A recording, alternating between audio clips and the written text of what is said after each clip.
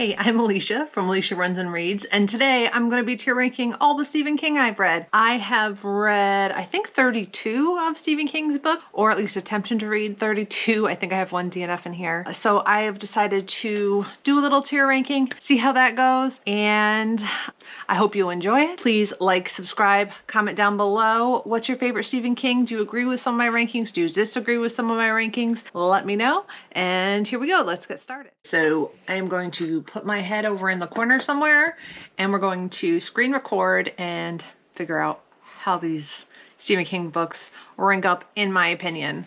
So here we have my tier maker and my tiers. I just went with the regular old tiers because I didn't really know what else to do.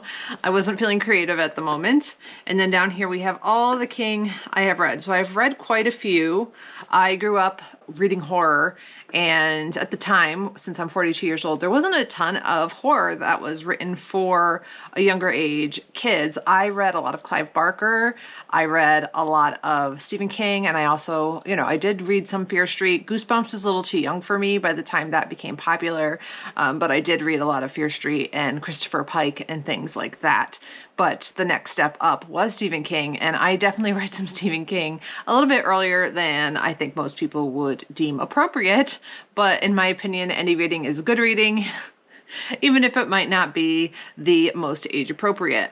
These are my King books, and let's get started. So I want to start down here with some of the newer ones. So let's see. Mr. Mercedes, this whole series, I did read the whole thing, and I actually quite liked it. I think I ended up starting with The Outsider because it wasn't really part of the series, but then I went back and read the other ones, and I quite liked The Outsider. This is about a boy who was murdered, and they believe they know who did it. They know the suspect, but the suspect is also on video elsewhere and has alibis elsewhere and is proven to have not been there. And since a man can't be in two places at once, there's definitely something weird going on. I thought the villain and the descriptions of said villain were really creepy. I would put it probably in my A tier. That's what I'm thinking, but we may make some changes as things go along. So then Mr. Mercedes, I would also put in A tier. I really enjoyed Mr. Mercedes.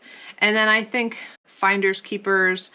Do I not have the other one on here? It looks different, I think. Oh, End of Watch, yeah. So I think for these ones, they're more down in my B category. So I quite liked all of this series, but the Bill Hodges crime novels, because they are crime novels, but there is a Stephen King horror-y, paranormally twist in there as well.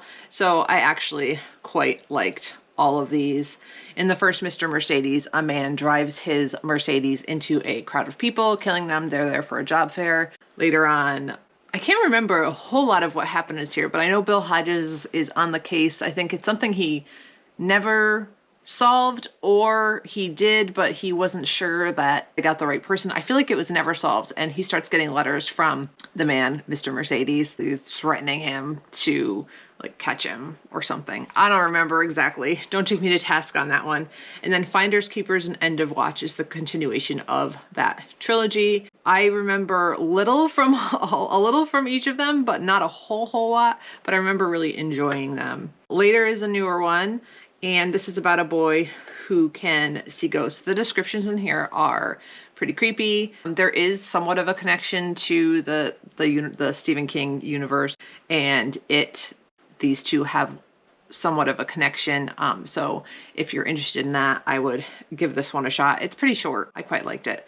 So I would put this one in, I don't know, an A or a B. I'm going to go with A, S being the best, super tier, and D being the worst. Let's see what else. Gwendy's Button Box, I would put in the B category, as well as Gwendy's Magic Feather. I don't think I've finished, and I haven't read Gwendy's Final Task. Maybe I'll get to it eventually. These are written by Richard Trismar and Stephen King co-authored them. Button Box, there's a man who gives Gwendy this magical box where if you push certain buttons on it, certain things happen. I know one of them is you press a button and you get a chocolate and you're just instantly healthier and feel better and look better, etc. There's another one you press and you get a gold coin. But then there are other ones you could press to change massive events in the world or cause bad things to happen.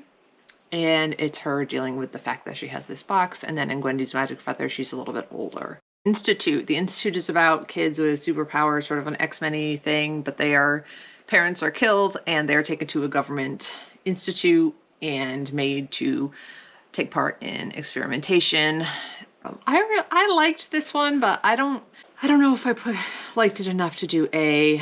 So I think I'm gonna just stick it here. I went through a period where I had Audible and I only had 1 credit a month, and it was 2020, and I really wasn't into, like, I wasn't in the bookosphere yet, and I didn't really know about Libby, and so that you could just have more audiobooks on hand. Like, I didn't know about Libby or Libro or all the things, right? Hoopla. And so I used a lot of credits on Stephen King audiobooks because they're long, and I just felt like I could get more bang for my buck and get me through the month, and having an audiobook. So a lot of these were because of that. Insomnia, right here. Insomnia is one where I really liked the older characters in it. I thought that was interesting. There is a subplot of terrorism at a clinic, I think. So be aware of that. But there are mystical creatures in here with scissors that really creep me out. It is incredibly long. I believe it's over 1,000 pages. The audiobook, I don't know if it's been redone recently, but the one that I watched has these like in between chapter sound effects that are awful, god awful. But overall, I really enjoyed this one. I think I'm gonna put in A. But it's a hard one because it is so long, and there are definitely portions of that book to trudge through. I think a lot of people aren't a big fan of that one, but overall I would say my enjoyment was an A. I mean, maybe I could move it down to B just because overall, enjoyment over the amount of time I spent on it, but I still think I'm gonna put it right there. Sleeping Beauties is a world in which all the women, like, something happens and all the women fall asleep. So we're following what happens in this, I think it's in this town or world, I don't remember. I think it's in the world, and these women who are trying to stay awake for crazy amounts of time. Women, power, feminism, etc. themes in here, if I recall. He co-wrote this with his son, Owen King. I liked this one, but not a ton. I'd say it's probably here. I enjoyed it, but it's not one I would purchase or seek out myself. Misery, top tier. That one just gives me the heebie-jeebies, not so much because it scared me, but just the overall plot of it is just like cringy. We have an author in this book, and he is captured. He gets in a car accident, and he is saved by this woman who is an obsessed fan and wants his most recent novel. She doesn't agree with some of the things he does in it, and she captures him and forces him to write this novel as he's recovering from the car accident. However, it's not good. She causes him to not recover. Let's just say that. Gets him addicted to painkillers. Super fun. The Gunslinger, I have to put in B because maybe C. This is a hard one because it's the beginning of his Dark Tower series. I've only read the first 2, and this one, I feel like if I reread it again, I might like it a little bit more, but it's hard to get a good grasp on what's going on unless you're familiar with the Dark Tower series already. And I listened to it. I think this is one I might go back to at some point, but I don't know if I care enough to. So I'm going to put it here. It's hard to even describe what that is even about. We have Gunslinger in this in-between world, maybe, and there's a boy, a prophecy, maybe. I don't remember exactly. I just remembered that I found it to be okay. And then I would put the drawing of the 3 up here. I like this one better. Side note, I listened to the entirety of this while I was running in a 50-mile road race. It was an ultra in Brooklyn, and it rained, and it was very, very cold, and I listened to the entire thing. So I think this book will have a special place in my heart for that one time I did that crazy thing. I remember really enjoying this one. I liked some of the characters a lot in it. There's some really evil, creepy characters in there. And I remember the gunslingers in it. I remember man-eating lobsters, ? And that door between worlds, right? That is a theme in some of Stephen King's books, especially in the Dark Tower series. I guess we can go with Holly because, yeah, we've gotten through all the other Bill Hodges ones. Holly's a hard one because it does talk about the pandemic a lot. There's a lot of political stuff in there. And while I don't necessarily disagree with any of Holly's views, I do think that sometimes I get a little fatigued from her political ramblings, as I would anyone who has all those political ramblings. However, I still enjoy this one. I liked the villains in here. I thought they were interesting, and I was pleasantly surprised with this one. I don't think I can put it in the A category. S is more for like all-time faves that I would reread, and this is like just good time, and these are like really good. We've got Fairy Tale, which is a little bit different. It's like a horror, well, it's more fantasy, but it has a little bit of a horror in it. It's also really long. It's about a boy who has this friendship with a neighbor, and he ends up, there's like this staircase / portal to another world in his shed, I think. But he befriends this old guy and his dog. I think it's the old guy's dog at first. And he discovers this portal, and he goes down there, and he has a grand, fantastical adventure, and also a journey to save his dog. And I really liked this one. I think that the first bit of this was so well done, character development wise. It's a slow mover. I mean, Stephen King is a lot of the times, it's a slow mover. There's not a bunch of perspectives in it though. It's really all him, the main character, which I can't remember his name, but the character development of him and his relationship with the old man, even the relationships with his father and things happening at school. And I just thought this was really well done. The creepy, like faces of like the old woman, the first woman he meets. There's also like giant rabbits in it. Who doesn't like a giant rabbit? A quest to save his dog, like this dog from old age. You gotta love it, right? Anyway, I really liked this one. It's a long one though. So it's a time suck, but I really liked it. I'm going to put it up here. It's one that I wouldn't mind owning at some point. Christine, I'm going to put it in, I don't know. I'm going to put it in C. Honestly, I don't remember a ton about Christine, even though I've read it more recently. I thought it was okay. I feel like with Stephen King, if his character work is usually really good, and so I still enjoyed it, but it's just not my favorite concept, killer car. But it was fun. Like, I did still enjoy it. So it's not like down here at all. It's just, I don't know. It could even go into B, but I'm just going to leave it there for now.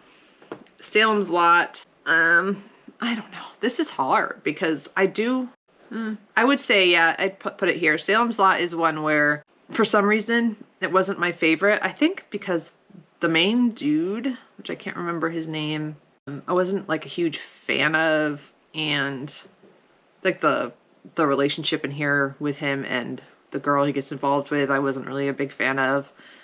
And the overall vampiness of it all, just wasn't my flavor of vampire, but I still liked it. Like, the whole town slowly getting turned into vampires is a concept that I did like. So I still liked it. It's just not in my top. The Shining, probably my favorite Stephen King. I grew up watching The Shining with Jack Nicholson, and I did end up reading this. And there are some things in here that terrified me. And they're not even something that should terrify me. So if you didn't know, the hedge maze is not in the book. It is hedge animals.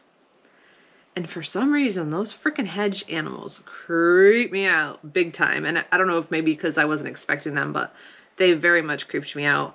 I love just the personal struggles that you can really feel in here that King was going through at the time, the isolated setting, and, you know, themes of alcoholism, abuse, trauma, all those things. Just really, really is one of my, if not my favorite Stephen King. It probably is my favorite. Pet Sematary, same thing. Very emotional book, especially as a parent now. I have not read it since I became a parent, so I'm kind of scared too.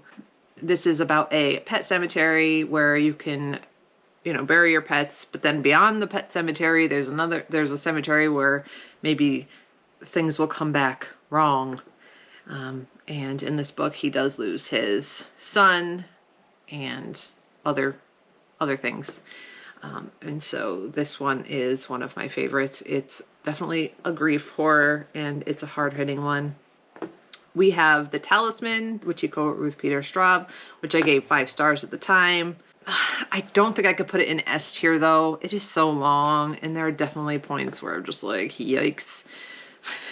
But I did love this one still. It's just so epic, and I still think about it to this day, and so I do think I have to put it here. I think the main character is Jack, but I could be wrong.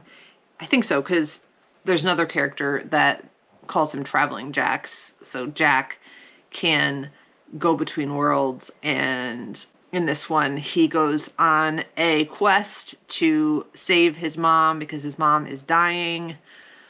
And there's some nefarious uncle, and it's just a huge quest. He meets some interesting characters along the way, and I really like that one.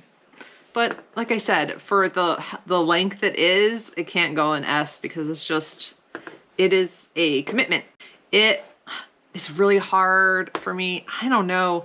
I feel like I need one between S and A. I'm going to put it in S just because it is one where it's so iconic, and I don't think, you know, you can look at a clown the same way again after you watch or read it. I originally read this, I believe, when I was in high school, and I read the whole thing, and I remember the ending, I was like, what in the what? Because I just didn't get the whole like creature that he turned into. So I feel like if I reread this, I would get more out of it now. I have seen the Tim Curry movie and the first part of the newer movie. I never did watch the second part, but I just think the coming of age, friendship, and character development in here is really good. And yes, there are some controversial scenes in here, but I still think, other than that, it does stand the test of time for Stephen King fans as being one of his most iconic. It is really long, and oh, go back. Oh, there we go. So that would be the only reason that it would go a little bit lower. But I do think that it is just so readable and bingeable still at the same time. Never Flinch is going in D. I DNF'd it a little less than 50% of the way in. I think I have Holly fatigue. I think I may be done with Holly. So I ended up DNFing it. I also didn't like that he reused the terrorism with pro-choice events, because especially right now, it's just not something I want to read about, and it was already done in Insomnia. I don't know why he used that. Holly is just so political, and I don't know. I just don't want to read about that right now, so I ended up DNFing it. I'd be curious to know if anyone thinks that book is worth giving another shot, but I think since I read 40-something% of it, nope. I would say Dr. Sleep, I really liked. It is sort of a sequel to The Shining, and I did really like getting a little more in here. I like the relationship that the main character develops with the other little girl. So in this, we have sort of a gang of people who are seeking out people / kids who can shine. They're sort of like vampires. They feed off that energy, and it can make them live forever or close to it or whatever.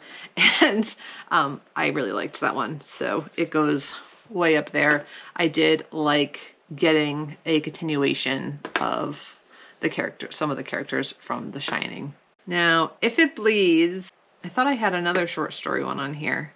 I think I've read maybe another one, but maybe not. Let me check. Is this the one that has rat in it and the Holly story? Yeah, so I like If It Bleeds because it has Mr. Harrington's phone in it, which I really liked. It has, which is this boy goes to read to this older gentleman, and when he passes away, he starts getting phone calls from the dead, maybe something like that. But I remember really enjoying it. And then there's Rat, which I really liked. It's a man who goes to write a book in a cabin. I really liked that one. And he starts seeing a rat talking to him or something, something along those lines. He gets stuck there. I think he has the flu. He caught the flu from some guy at a gas station. And then it has a Holly story in it that sort of serves as a sequel-ish to The Outsider, and I like that story too, so I would put this in A. I think this is a good short story collection. Revival goes in D. Sorry, wasn't for me. I read the whole thing, and I thought it could have been a short story. It was not for me. I don't even remember completely what it was about. I know lightning, religious, zealotry, healing, and stuff like that. I don't remember a whole lot because I wasn't a fan. Dolores Claiborne definitely goes up here. I listened to the audiobook. It was so well done. And I remember watching the movie as well and really enjoying it. The way that Dolores is depicted in here, her character, especially in the audiobook, you get great accents and delivery. Dolores Claiborne is accused of killing this woman, I believe, that she was taking care of as a caretaker too. And the whole story is her telling the story of how she came to be in the situation that she's in to a detective that is questioning her. Firestarter, probably would go in B. I like Firestarter, don't love Firestarter. The whole governmental conspiracy, once the government gets involved, it's just not my favorite. Tommyknockers goes in D. I can't remember if I finished this one. I know I picked it up when I was in high school, and I don't remember a whole lot. I remember weird glowing light alien sort ofness, but I think I might have DNF'd that one. But from what I've heard, it might not be worth trying to tackle. The Stand, I will put in B, but it probably is more like between A and B. I like The Stand. It's really long. It's good. But I think the amount I liked it for the amount of time I put into it is more of a 3-star-ish. Black House I really liked. I'm going to put it over here.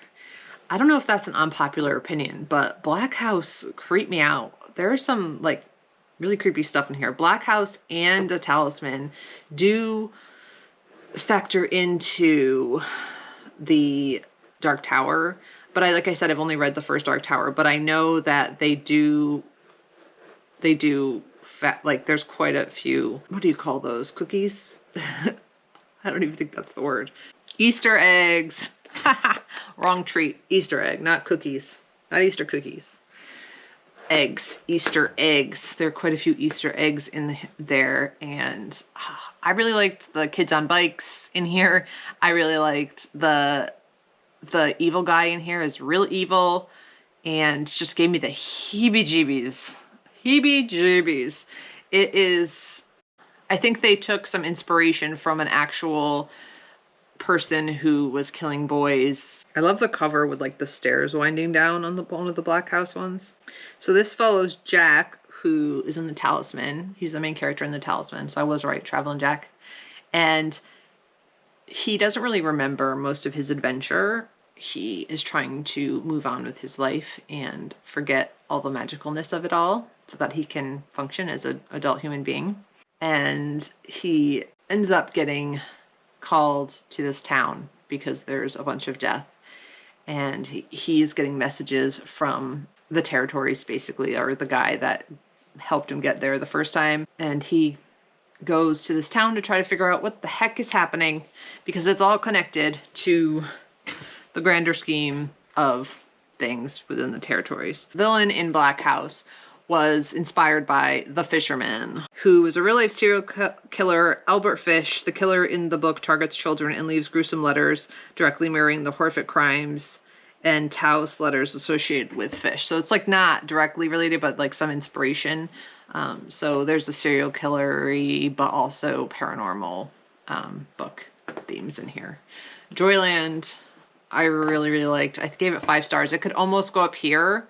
I just don't think it's as iconic as the other ones, but I very much liked this one. It was a fun horror set in a carnival like setting, and I liked it quite a bit. And then Carrie has to go up here. I don't know if Carrie was the first king I read or if I read it because it was his first. I know it's his first, but I think that this book is so cool that it's so epistolary from, you know, and it's so old, but it's just short, succinct. That's something that King doesn't really do a lot, short and succinct. And it's just powerful, and it's just feminine rage, right? Like an early feminine rage novel. And I really enjoyed it. So it's one of my top favorites. So my top favorites are definitely Misery, The Shining, Pet Sematary, Stephen King, and Carrie. I think those are iconic. Those I would read again. Those I would like to own copies of, which I don't think I own. I own The Shining, I think. I got on audio or from the library, and so I just don't have them on an actual book form, which I should actually get some of these in book form. I know I have Pet Sematary and another one, but I should probably add to my collection. Anyways, these are my this is my tier ranking of all of Stephen King's novels. I hope you enjoyed this video. If you did, like, subscribe, follow me down below. Let me know what you think of my ranking. Would you move any of these up? Would you move any of these down? Let me know what you think. I would love to hear from you. I love it, love it, love it when I have comments and things. Don't judge me by these bookshelves. These are my lit fic and romance bookshelves. My horror's over there. It's over there. Check out my bookshelf tour to see my horror. Anyways, I hope you liked this video. Thank you for watching. Have a good day.